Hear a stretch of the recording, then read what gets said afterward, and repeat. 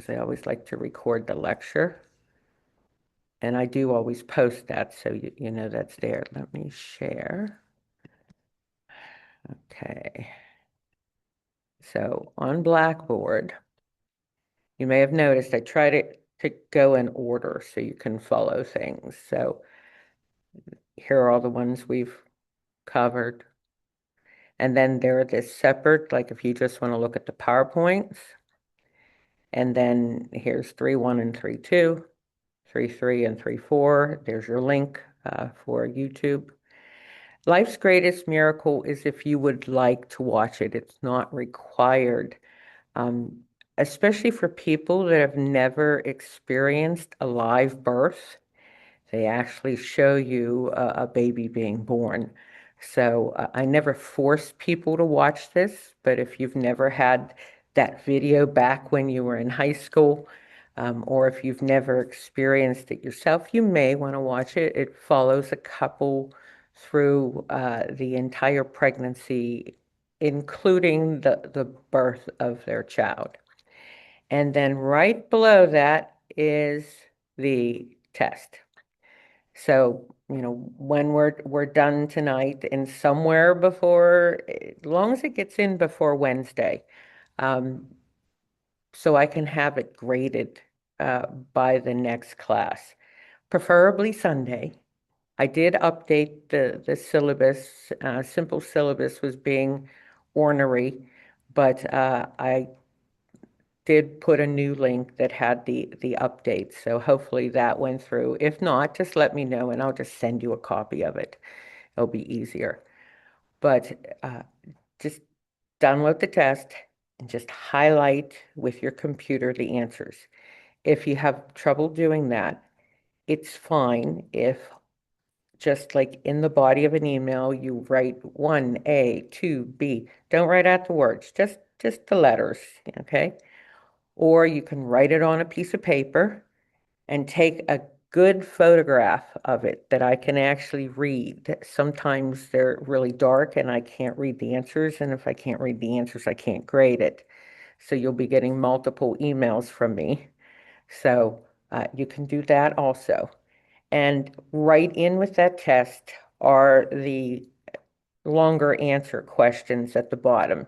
And again, you can just type that right onto the document because it's a Word document, or again, you can just attach it as a photograph. If you are handwriting it, then again, I ask that I can read it, so please don't use pencil. Use a pen so it's darker and I would be able to read it. So you would need to have that in no later than next Wednesday. Giving you time, I'm sure you're going to be able to do it. Then I'm going to do in class tonight, as I said, 4.2 and 4.3, and then give you time to work on some of this massive amount of material that you have to do. The following week, I already have filmed 5.1 and 5.2 and 5.3.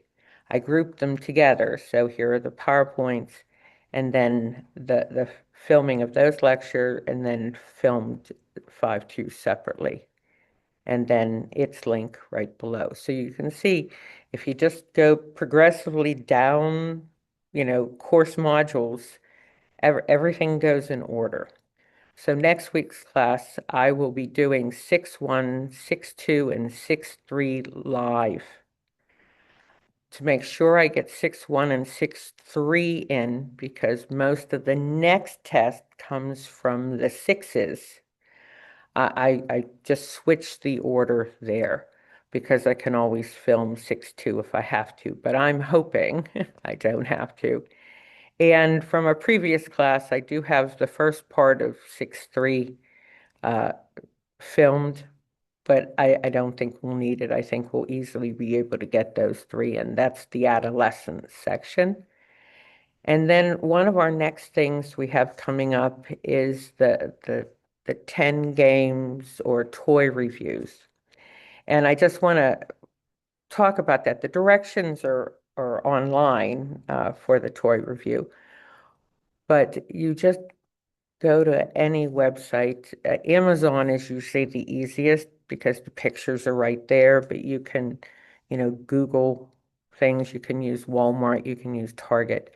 You're going to find 10 games or toys for children, and you're going to do a little review of the game. Like, what would the age group be? Is there something they're learning from playing this game, or is it just for fun? Is this something the whole family could play with? Keep the toys and the games under, 18. So we don't want adult games. We want things that children, and talk about, specifics of the game. It has small pieces, so children shouldn't use this if they're unattended, or if, you know, they can cause a choking hazard, that they would not advise this being used for a certain age. The design a children's game is attached to that. And typically, when I have it in class, uh, you actually have to make a children's game, and we actually play it in class. Now, of course, we can't do that because we're on Zoom, but I'm offering it for extra credit. It would be due by the end of the course if you want to do it. It is not required, okay? But it's on that same document. So when you open it up, it gives you an example of a made-up game, and you would give like the directions to the game, but that's up to you. You have a lot of work already to do, and if you do well and everything else, you really don't need the extra credit. But it is there and available. It's the only extra credit that I offer for the course. And then I already have the essay questions for test two available, and test two is in like 2 weeks. So if you get adventurous and you want to start on that, notice that there are 7 possible essays you can do. And we're not talking a 5-page essay, we're talking like 4 to 6 sentences. Uh, you pick whichever 5 you want to do. So just make sure when you answer it, you say essay one. You don't have to write out the name of the essay. Just tell me essay one, essay three, etc. But I did open that. So for people who want to kind of get a head start on that, but they're not required until test two is actually being done 2 weeks from now. So you will attach that document with the multiple choice document that you'll take uh, while you're live on Zoom. So at the end of that. But it's there, and I just wanted to make sure you knew that. That's why that's open. You don't have to look at them ahead of time. You might want to wait till we cover some of that material first. We have covered a little bit of it, but it's coming up right now. So um, just so you have the information. Okay, so let me stop the share and get out of Blackboard here.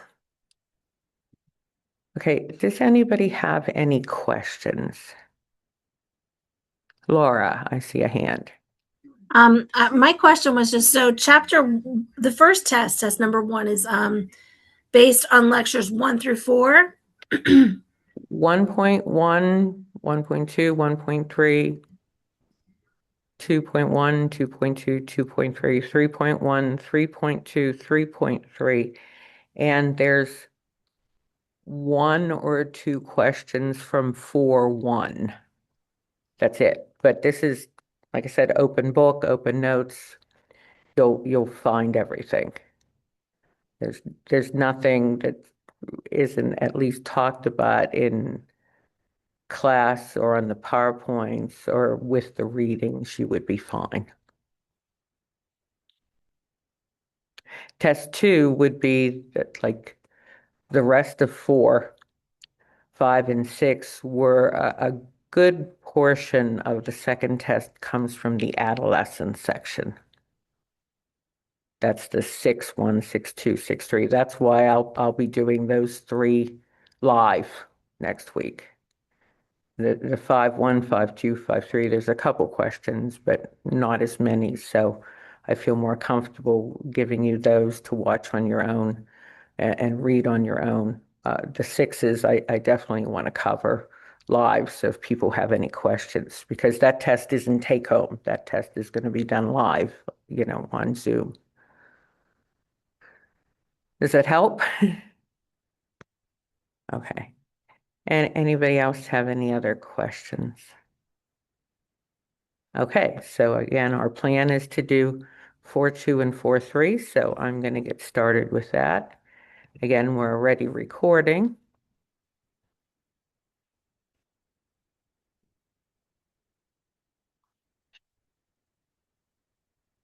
Okay. And again, once I'm in full screen, I don't get to see the chat, so I will pop back and forth. Or if you have a question, just shout it out, and I'll be glad to stop right there. So we are in preschool years now for 4-2 and 4-3.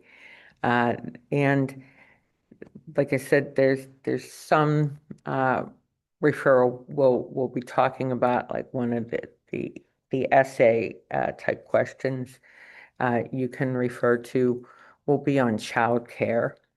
And we do a whole big section on this. That's why I'm doing this part live. So, and remember, I usually throw my notes down here so you can see them. I try to put my notes on the slides for the most part, or I give you some stuff down here. So if you would need to refer to them, you can. So our first theorist we're looking at for uh, the cognitive stage for the preschool years is Piaget. And Piaget says this is a time of a lot of stability and a lot of change has taken place. And preschoolers at this time are very much into symbolic thinking.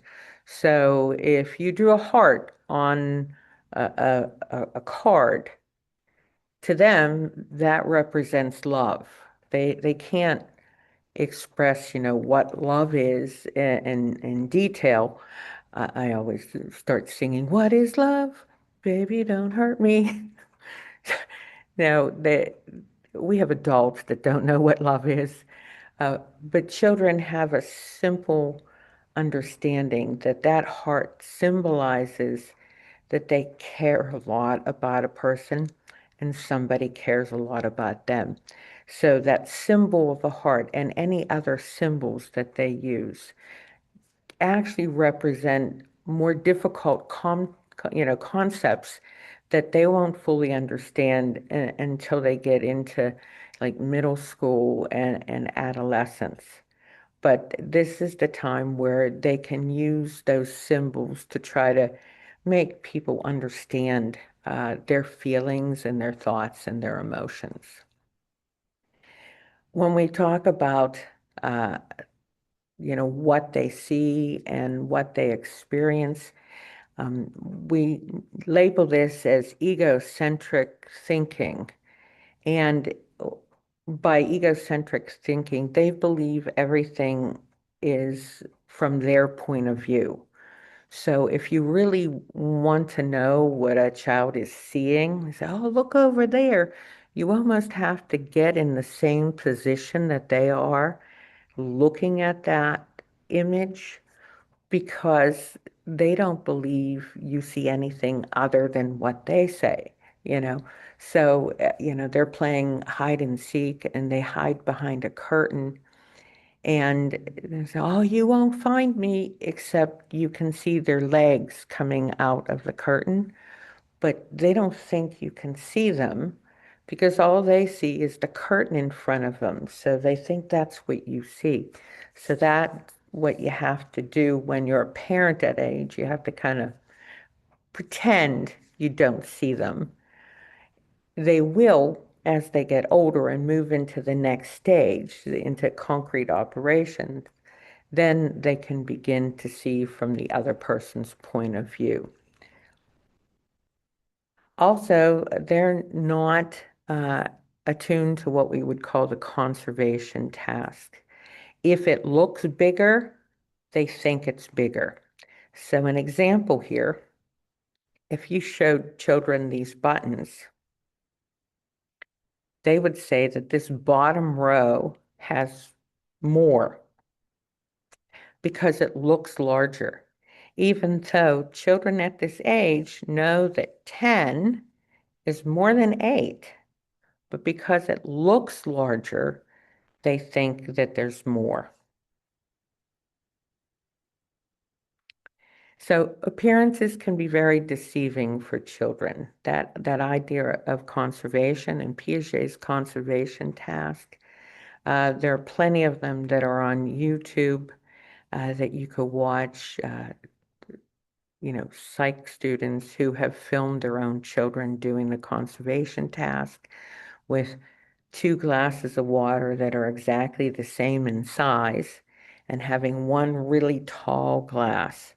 And they pour the fluid from the one glass into the taller glass, and they will constantly say, oh, that one has more water, even though just before that they said both of the glasses had the same amount of water. And it's because it looks larger. Same way, one of the tasks is with clay. If you had 2 balls of clay and you ask the child, is there the same amount of clay in each ball? And they'll go, yes. And if you flatten one out and you spread it out, they'll say that that one looks larger because, again, the size. They haven't mastered conservation of matter. That matter cannot, be destroyed. It just can be changed in form. And it isn't until the next stage, according to Piaget, that children learn this. But this is one of the things that critics of Piaget make note of, that some children much younger than what he said for this stage, the 2 to 7 years of age, some children do master this and can possibly learn this from observing others. And these are just some of the conservation tasks. Again, you don't have to memorize the conservation task, but it gives you some ideas of some of the different tasks that he used to get his research. Again, egocentrism, that inability to take another person's perspective. It can be that lack of awareness of physical differences and not to even acknowledge that other people may be thinking differently. As children get through basic reasoning, that intuitive thought, they will fully understand that difference. But in the early stages of preschool, they are still developing that. So again, some of the criticisms of Piaget, he may have seriously underestimated children's abilities. People don't have a problem with his stages. They had a problem with the labeling of an age that children would be able to, perform the different tasks of each stage. So the people that are not stage theorists, that are a continuous model, like Vygotsky, they say that children build on what they learn, not in stages. So they can be trained to improve that. And I said there's one on YouTube where there's a little 3 or 4-year-old, and there's a 7-year-old sister, and they do the conservation task with the water glasses. And the older sister repeatedly shows the younger child how it's the same. And by the end of the task, that child understands. So even though they haven't gained any time in years and age, but because of that training, they were able to perform the task. So his biggest flaws and criticisms have to do with putting a label and age on each of the stages. Not that the children don't go to different stages, that they just are kind of mislabeled per se. And then, like always in the PowerPoints, there's a little review and then a sample question. And the next part is Vygotsky, who I just mentioned. And we're going to talk about Vygotsky, and we're going to talk about information processing. So children, information processing is how the brain is developed and how children are using their brain. So by the age of 4, they can do simple math, adding, subtracting, maybe pushing at some division, but definitely adding and subtracting. They can count money. They can give change to money. So you can buy this pencil for 10 cents and you have $1, how much money would you get back? So at that stage, they can count. We know that memory is not very good at this stage. We call it infantile amnesia. And memory really isn't very accurate until the age of 3. Prior to that, um, many times it's things that we've learned from other people and we've been told. So we kind of create those memories. They're almost like false memories. For something prior to the age of 3, some people might remember some things if they had a very strong emotional connection to that event. So, like if they were in the house and the house caught on fire, or if the family pet died, something like that would be something that would be fairly accurate because of that strong emotional connection. But most of the stuff is stuff that we've learned over the years and have kind of fit together. I might have mentioned the last class when I was 1, my parents had a cupcake. Now they get children a cake and everything and let the child destroy the whole cake. Well, my generation, we got a cupcake. And it was a yellow cake with chocolate icing or cupcake. And I shoved it into my mouth and I had chocolate all over my face and hands. And then I rubbed it onto the white tablecloth. And oh, I can remember like I really remember, but no, that is actually a false memory. It's not that it didn't happen. It's I heard the story so many times. I saw pictures of it, even though they were black and white pictures. I saw the pictures that I could recreate it in my mind. And then, of course, I had a little Super 8 video my dad took of me doing it. So hearing the story, being told about it, seeing pictures and watching it, it's like I recreated that memory. But by myself at the age of 1, there's no way I would have had the vocabulary or the cognitive skill to be able to do that without those aided assists. Okay. Eyewitness testimony, therefore, is not very good for preschoolers. They have difficulty describing certain things. And because of that, they can be influenced very easily.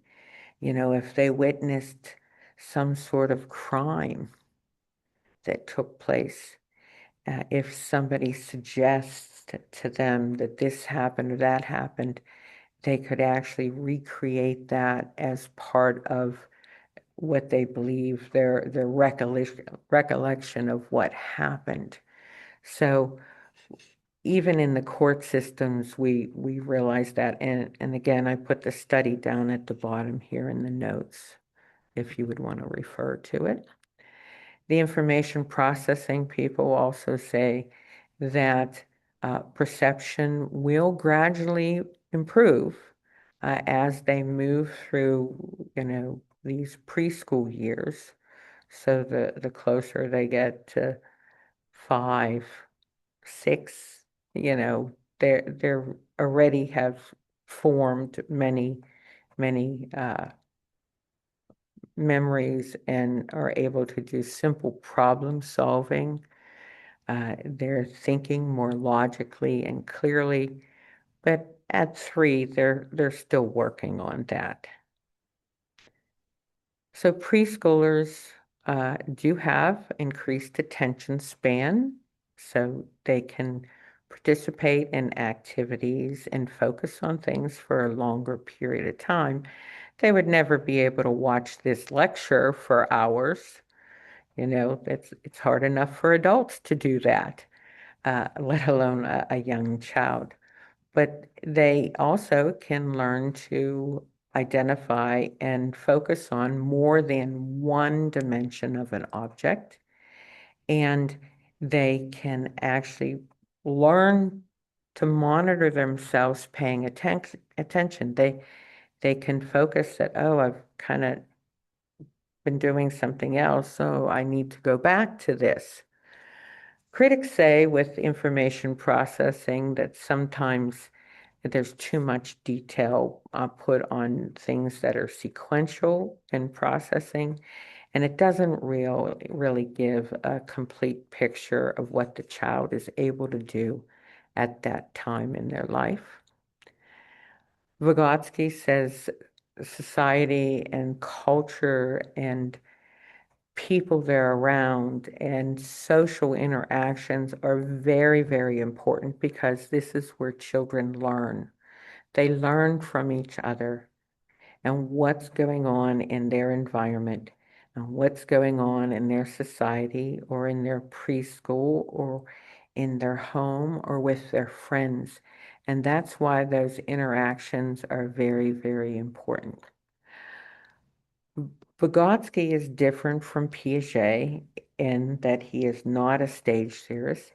He says children can learn almost everything if you break it down to small enough pieces, and he calls that the ZPD, the zone of proximal development.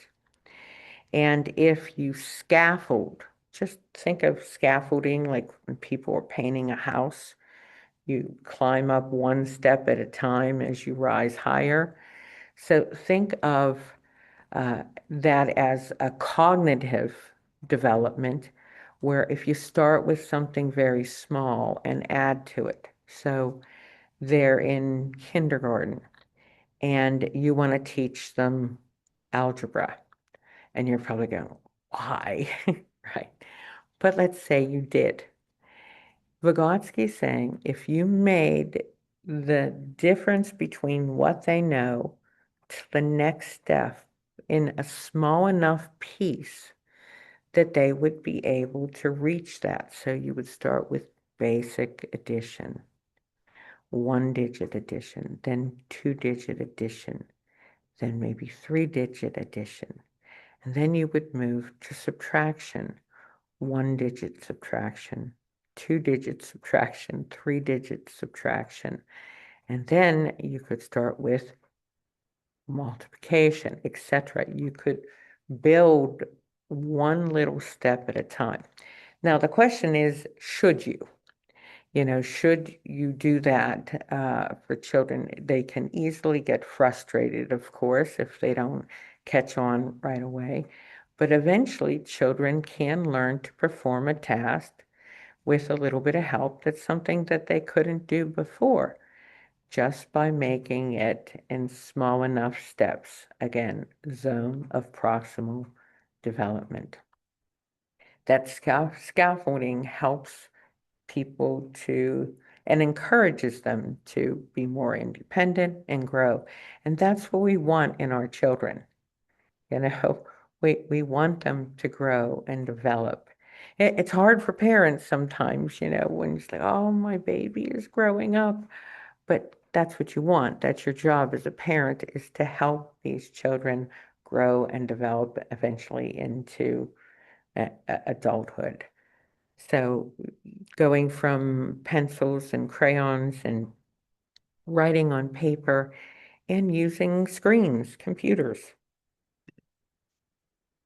So he has, become very influential in the field of child psychology. He died very young, so uh, any of his research that came after he passed away actually came from his research assistants, but they tried to, develop it the way that they believed Vygotsky would want to with his social interaction of children.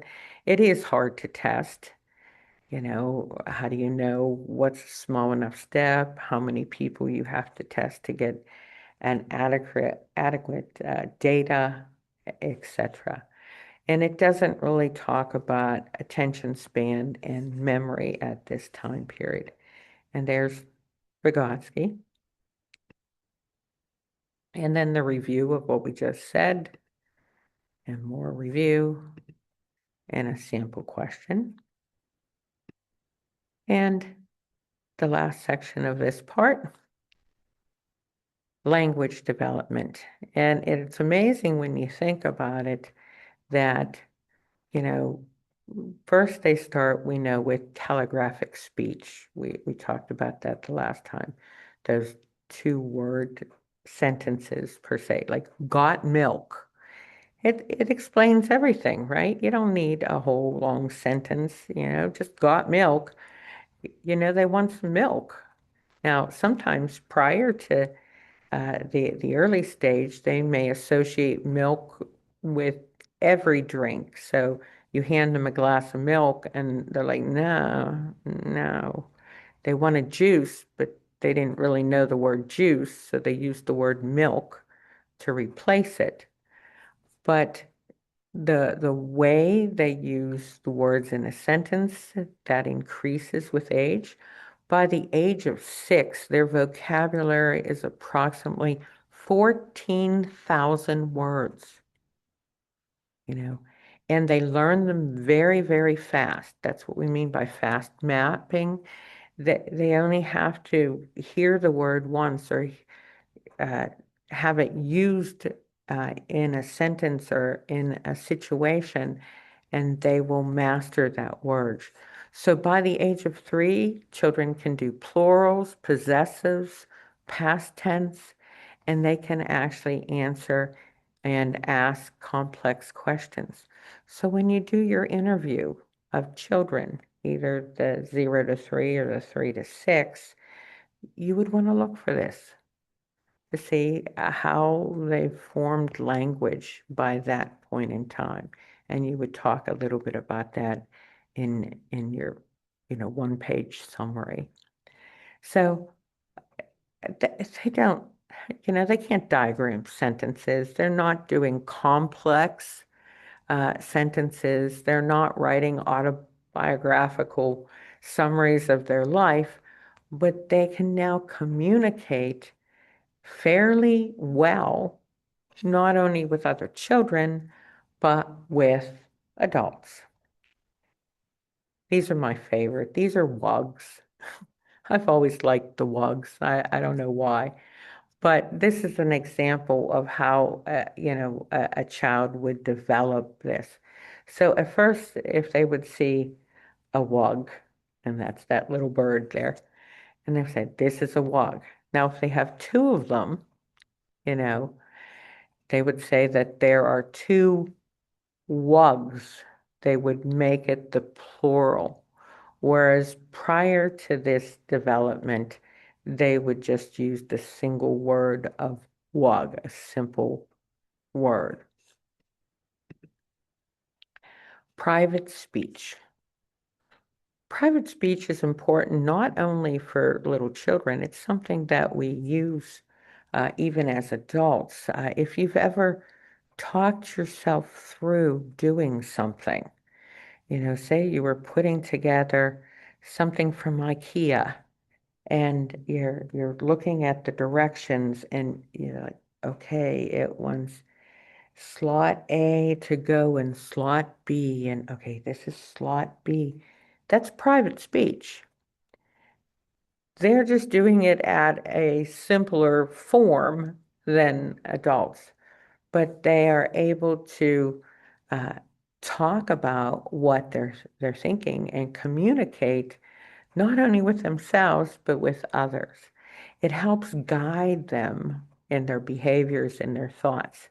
And Vygotsky says that private speech helps improve their thinking. It helps them to better control their behavior. So, if they were told not to take any cookies before dinner, they're looking at the cookies and they're looking at the cookies and it's like, I really want the cookies, but no, I was told not to take them. So they don't take them. So it actually can help control their behavior and it can help them do basic problem solving. Simple, and we're not just talking like math problems or things like just basic problem solving. So if they have a toy that has different shapes and they have to fit the different shapes in the different holes, or if they need to put two shapes together to make a shape, or to put a puzzle together.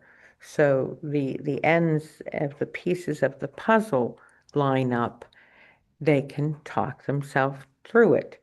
It's like, oh, that has a little bit of yellow. Oh, this one has a little bit of yellow. Oh, they must go together. So it can improve their problem solving. It can help them to understand basic conversations, and it can help them to communicate more effectively, not only with adults, but other children. Social speech is directed at others, and this also increases during preschool. And the more exposure they have to other people, the more ability they have to listen to speech and use speech. So if they are in preschool, they are being exposed to a lot more language than when they were just at home. Media, they do learn from media and television, except they should not be watching hours and hours and hours of television and hours of screen time on phones or iPads, etc. But they do learn from television, but they don't necessarily learn the difference between reality and fantasy. So you'll see little kids watch a Superman movie and Superman jumps off this tall building and they don't understand that Superman is fantasy. He's not a real person. So they try to be like Superman and they jump off the wall and they break their arm. They don't understand that this is make believe on TV.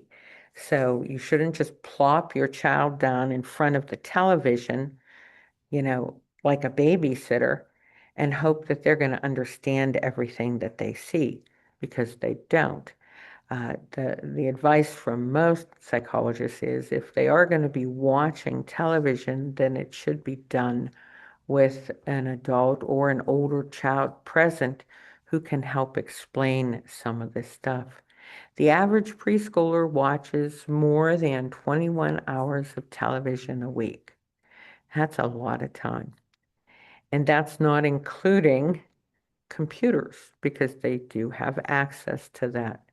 Almost 70% of 4 to 6-year-olds have used a computer, have no problem starting it up and doing what they want to do. Same thing for a phone. Sometimes they can actually be better at these devices than some older adults. Excuse me, I just needed a sip. 20% have sent an email with parents' help and have learned to text. So They're very simple text, but they've learned to text. So, how do we control television and exposure to television? The American Academy of Pediatrics recommends no TV for children under 2. Is that happening? Nope. No, they are being exposed before, but prior to 2, they really don't understand. And as they get older, then parents should try to limit the hours of screen time to, about 2 hours until they get older so they can understand things. Again, they're not doing critical thinking. They're not evaluating advertising. They see something on TV and they want it. And all they know is what they saw, and oh, this is going to be great, and I can use this. And then they're, pestering parents, oh, can I get this? Can I get this? Can I get this? Can I get this? And they don't understand that it may not be something that they should have. It could be something for someone older. They don't fully understand plots, so if they're watching a show, they don't really understand more about what's going on and why that's happening and the history of what happened in previous episodes. So they have a hard time with that. And again, they have a hard time separating reality from fantasy. You can find good TV. There is good TV, believe it or not, out there. Sesame Street, Mr. Rogers was awesome, and his old shows are still awesome. Daniel Tiger, of course, even characters like Barney and the Wiggles, and there's some decent TV out there. But again, it should be monitored what they watch and how much they actually comprehend. That's where the role of an adult in the situation could help them to discuss. That's why I mentioned Mr. Rogers, because some of his shows were so personal to young children. There was one episode where one of the fish in the fish tank died, and he was able to talk about death to a child, in a personal level. Sometimes this happens where, just saying to your child, oh, your pet died, doesn't necessarily help them to understand that. So there are some good things out there if you use TV in the proper way. It can be effective, but not too much, you know. 75% of children are in care outside of the home because parents are working, whether it's a single parent family, and we know that that's a higher rate nowadays than it was, 40 years ago. And in most cases, we're going to see beneficial outcomes from that. There are child care centers. There are family child care centers. There's Montessori schools. Um, there are different types of preschools. Some are typically they're like half a day. If they do have a full day, then you have usually a break or some time where the younger children can take a nap. They eat together, they do a bunch of activities. It's just not, hey, let's watch the kids run around. There's some curriculum there. Do we have any rules about that? No. There's no national rule or law of what has to be going on. There's not even one just for Pennsylvania. There are some guidelines that are, suggested, but no, not all child care facilities are inspected. So if you are going to put your child in child care centers, my advice is that you go and visit that center first before signing them up. And not only the time that you make the appointment, show up.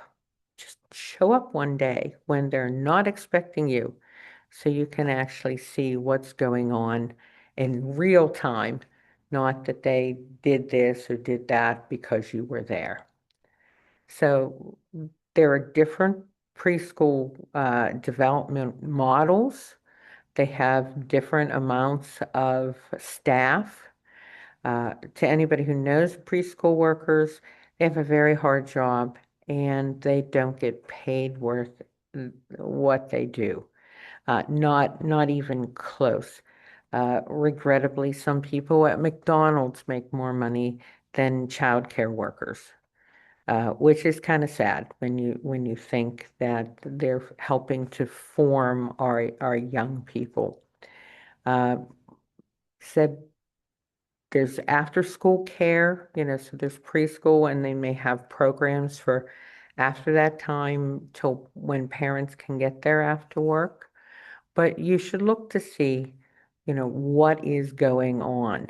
A lot of, like I said, children are enrolled in some sort of care outside of the home, whether it's half day, couple hours, twice a week. It varies. So that's what you have to look for, see what works for your family. Is it cheap? Heck no. No, childcare is not cheap. There are some parents that, if there's a two-parent family, may decide that it's actually cheaper if one of the parents stays home with the child than paying for childcare, because that second salary might actually be the cost of childcare. So effectiveness, again, verbal fluency, memory, comprehension, and IQ seem to increase. It's especially helpful for children from lower income homes that may not have unlimited access to like books or learning toys. So if they're in these facilities, they may have access to that because it comes with the child care. And most of the results that we've seen are positive and long lasting. Some of the cons we see are children sometimes are less polite or not as compliant or respectful, especially if they want something. So they want that toy, and some other child has that toy, and they decide that they're going to take that toy, and they don't care. They're going to take that toy. So they may be more competitive, more aggressive. So that has to be something that you discuss with the child care facility. How do they handle those situations? So what do we look for in quality child care? Okay. Well-trained care providers. Again, you want well-trained people to do this, but we don't pay them enough. So sometimes these well-trained people go there, they start there, but another job opens that pays better and they'll leave that position, and then you're starting with a new person who has to learn all the children and all their likes and dislikes, etc. That there's a good child to caregiver ratio. It varies with age. Uh, that they have an age appropriate curriculum. Uh, Lots of language development, so lots of discussions, interactions, reading, books available, that they are supported socially and emotionally. So if you see a child being bullied or picked on in any way, or if a child is kind of staying isolated, to help them to engage with others. They may not be able to fit in with a big group right away, but you may be able to get them to participate in an activity with like two or three other children and then expand that even more. That they have good quality nutrition, that if they do have any health or safety needs, they have asthma, they have peanut allergies, etc., that you know, the faculty, the staff that work in that center are aware of all that and what to do, emergency contact numbers, etc., and that there's good family support, that they contact the parents, they get them involved in many ways. Like I said, there is no national policy, okay? It's controlled more by the state or, in many cases, local governments. And there's no tradition of teaching preschoolers, so you're not going to school to get a teaching certificate in preschool. You would get early education, and that would be as close as you would get. And as I said already 2 other times, I'll say it again, they are definitely underpaid. They do not make anywhere near a teacher salary in a grade school or a high school program. Other countries uh, do a lot more with their preschools. Some of them actually start them very early in what we would think of as a career path. So if you want them in the science fields, they're enrolled in a science preschool, that they start that development very early on. Um, in the United States, preschool does have a positive that it makes children much more independent and more self-reliant. And again, with adequate staff, you can let children explore, help them, and explain what they need to know to grow, and still at the same time have a lot of good interaction and fun. That social learning theory that Vygotsky talked about, is really, really important. And then review, sample question, and sample short answer question. Okay, so that is 4-2. Does anybody have any questions on 4-2? No? Okay, let's take a little, say, 7 or 8 minute break so you can run to the bathroom, or, if you need to get something to drink, or, if you, whatever you need to do. And I'll see you in about 7 or 8 minutes, and we'll continue with 4-3.